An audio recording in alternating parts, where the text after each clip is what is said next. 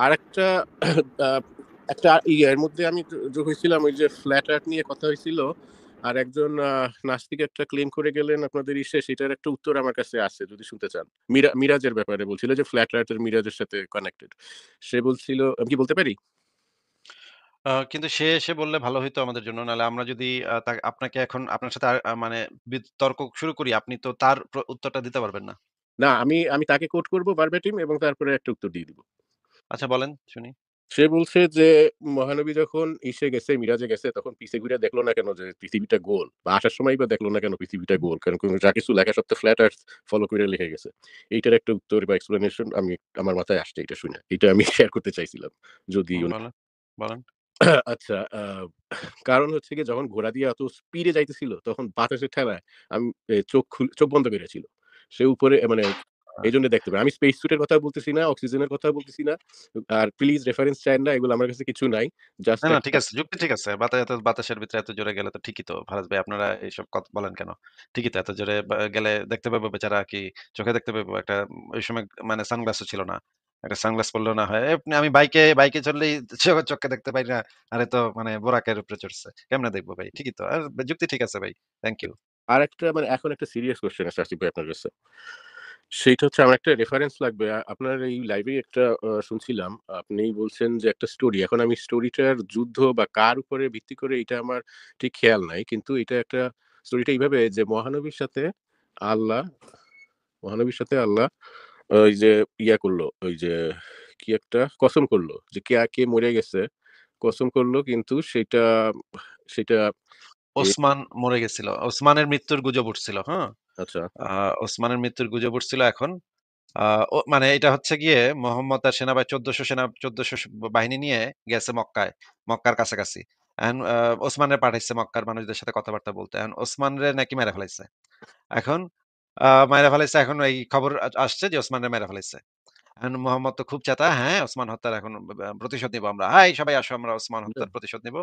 কালকে সবাই মিলা-টিলা মোহাম্মদ হাত রাখলো। সব সাহাবীদের মানে বায়াত নিল যে, "তোমরা সবাই বায়াত নাও যে আমরা ওসমান হত্যার প্রতিশোধ না নিয়ে আমরা যাব না। আমরা আমরা শেষ রক্তবিন্দু পর্যন্ত আমরা ওসমান হত্যার প্রতিশোধ নিয়ে তারপর ছাড়ব।" ওয়েল আ এই সময় আল্লাহ পাক আয়াত নাযিল করল যে, "আল্লাহর হাতও তোমাদের হাতের উপরে আছে।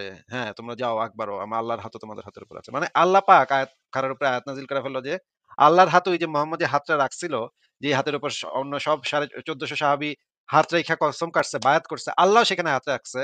আল্লাহ তার অদৃশ্য হাত সেখানে রাইখা আল্লাহও কসম কাটছে যে আল্লাহর মানে ওই যে আল্লাহও তাদের সাথে বায়াত নিছে মোহাম্মদের কাছে যে তারা ওসমান হত্যার প্রতিশোধ না নিয়ে তারা ফেরত যাবে না। একটু পরে তারা যখন যুদ্ধের প্রস্তুতি নিতেছে, একটু পরে দেখা গেল ওসমান ড্যাং, ড্যাং করে হাইটা, হাইটা আসতেছে। এই কাহিনী কি?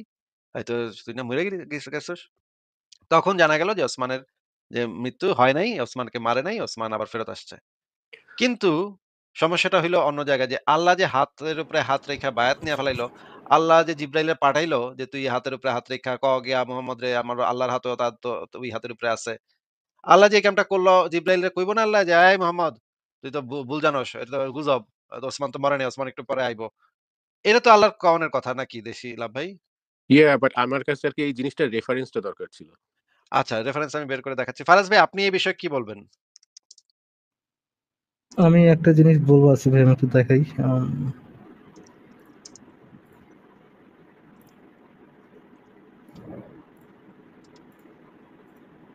পাচ্ছেন? জি শুনতে পাচ্ছি। জি। আপনি মারা গেলেন কি করে?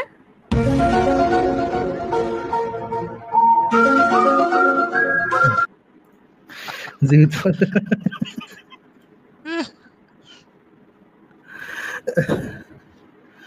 এটাই বলার ভাই। আচ্ছা জীবিত মানুষের আমরা মেরে তাহলে লাগছে। আমরা তাহলে সেই রেফারেন্স গুলো একটু দেখি। আচ্ছা কি হইলো? আমার স্ক্রিনটা চলে গেল কেন?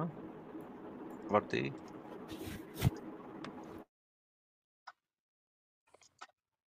আরে আমার স্ক্রিন দেয়া যাচ্ছে না কেন?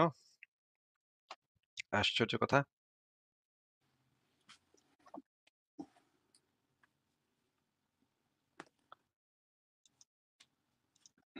আসিফ ভাই আমাকে দেন, আমি শেয়ার করে নিলে। ওকে। আমার স্ক্রিনে দেখাচ্ছে এইখানে ব্রাউজারটা সাপোর্ট করতেছে না। কেন এটা দেখাচ্ছে বুঝলাম না তো। ফারাজ ভাই, আমি এখানে প্রাইভেট চ্যাটে একটা লিংক দিয়েছি। আপনি তাহলে এটা একটু দেখেন তো, শেয়ার দিতে পারেন কিনা?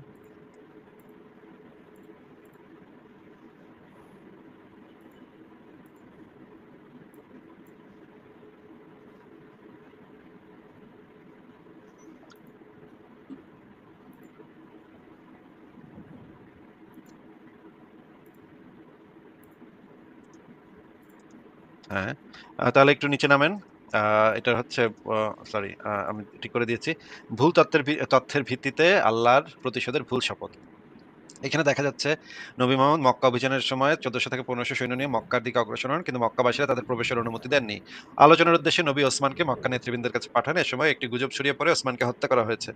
নবী এই খবর অত্যন্ত ক্ষুব্ধ হন এবং সকল সাহাবীর উদ্দেশ্যে ভাষণ দিয়ে ঘোষণা করেন যে ওসমানের মৃত্যুর প্রতিশোধ না নিয়ে তারা ফিরবেন না। নবী নিজেও এই প্রতিশোধ গ্রহণের শপথ করেন এবং উপস্থিত সবাইকে এতে যোগ দেওয়ার আহ্বান জানান। সাহাবীরা নবীর হাতে হাত রেখে শপথ করেন, যার নাম বায়াতুল রিদওয়ান। এ সময়ে আল্লাহ একটি আয়াত নাজিল করেন যেখানে বলা হয়, যারা তোমার সাথে শপথ করেছে তারা মূলত আল্লাহর সাথে শপথ করেছে। আল্লাহর হাত তাদের সকলের হাতের উপরে। আসুন আয়াতটি পড়ে দেখি। দেখেন, ফারাজ ভাই একটু নিচে নামেন।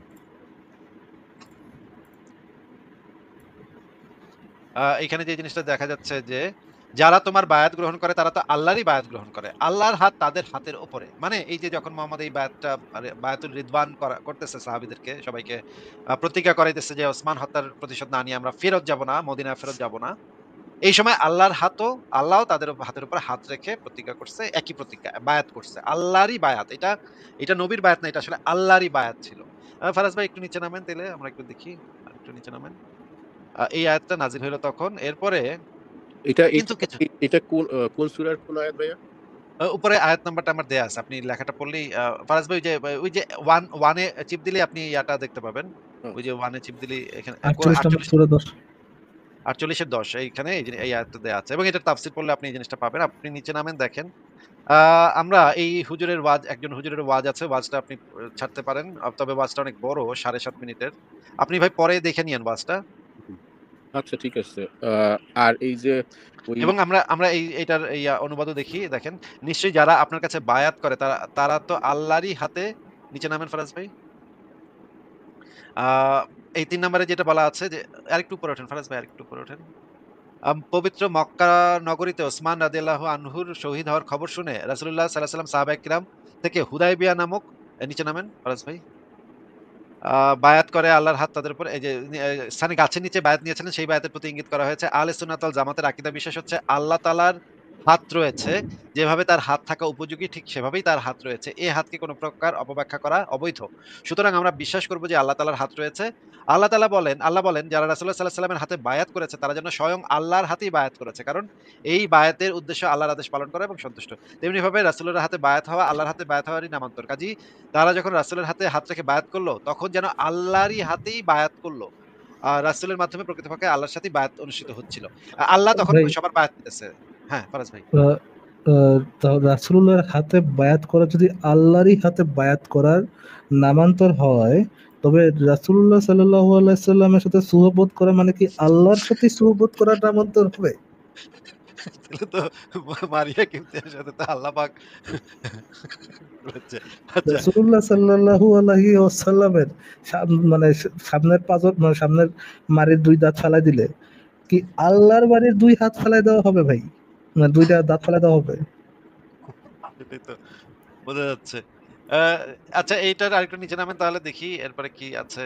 আ এর পরবর্তীতে যেটা জানা গেল তাফসীরে মাঝারি থেকে আপনি পড়তে পারেন। এখানে যে জিনিসটা বলা আছে যে তারা প্রকৃত অর্থে বায়াত করেছে আল্লাহরই হাতে। যারা তোমার হাতে বায়াত গ্রহণ করে হে রাসূল, যারা আপনার কাছে এই মর্মে জিহাদের অঙ্গীকার করে যে তারা কোন ক্রমেই জিহাদের ময়দান থেকে পসরণ করবে না, তারা আল্লাহর হাতে বায়াত গ্রহণ করে। আ রাসূলুল্লাহর হাতে বায়াত হওয়া যখন এখানে আল্লাহর অনুরূপবিহীন হাতে বায়াত হওয়ার সাব্যস্ত করা হয়েছে, তখন আল্লাহর হাত তাদের উপরে ছিল। এখানে দেখেন আল্লাহর অনুরূপবিহীন হাত তাদের হাতের উপরে ছিল। আমি বলি হযরত ইবনে আব্বাসের বক্তব্যের উদ্দেশ্য হচ্ছে আল্লাহ তখন নিচে নামেন ফারাজ ভাই।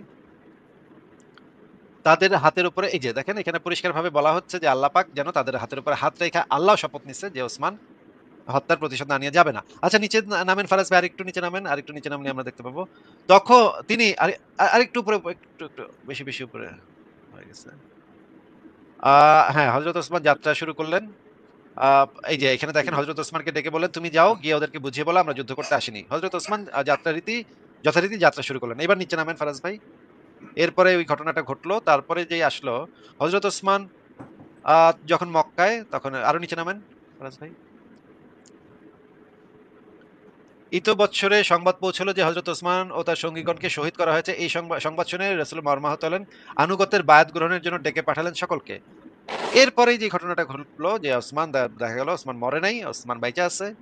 আ পরে তো একটা মানে বিরাট একটা মানিজ্জত মারা আরকি আল্লাহ পাক তো বায়াত করে ফেলাইছে ওসমান হত্যার প্রতিশোধ নিতে বায়াত তো আল্লাহ করে ফেলাইছে, হাতও রাইখা ফেলাইছে। এখন তো ভাই মানিজ্জত মারা গেছে। ফারাজ ভাই হ্যাঁ, হইছে থ্যাংক ইউ। না তো তাইলে এটা কভার আপ করলো কিভাবে বা বর্তমানে কভার আপ করে কিভাবে? ইন দ্য সেন্স যে আপনি যে বলছেন একটা যে হাদিস ছিল যে কেয়ামত কবে হবে? এখন কেয়ামতের তো অর্থই চেঞ্জ হয়ে গেল। কেয়ামত নাকি ইন্ডিভিজুয়াল ডেথ হয়ে গেল। তো এইটার করে কিভাবে? কভার আপটা কিভাবে হচ্ছে? ভাই এটার কভার আপ যে কিভাবে করে না খুবই তাদের কথাবার্তা খুবই উদ্ভট। মানে তারা বলে যে এটা সাহাবীদেরকে দেখানোর জন্য অন্য সাহাবীদেরকে দেখানোর জন্য আল্লাহ পাক বায়াত করছিল। এই টাইপের কি জানি বলে তারা ভাই। আমি আসলে বুঝি না। ফারাজ ভাই আপনি কি জানেন এই প্রশ্নের উত্তর মুমিনরা কি গোঁজামিল দেয়?